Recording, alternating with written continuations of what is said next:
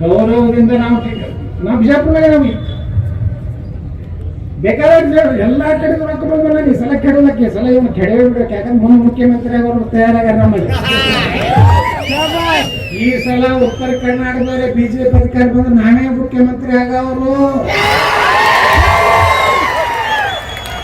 ನಾವು ನಿಮ್ಮ ಮನೆ ಕಾಯಿದಿಲ್ಲ, ನಿಮಗೆ ಅಪ್ಪಾಜಿ ತಂದು ಕಾಲು ಮಗನ ಅಲ್ಲ.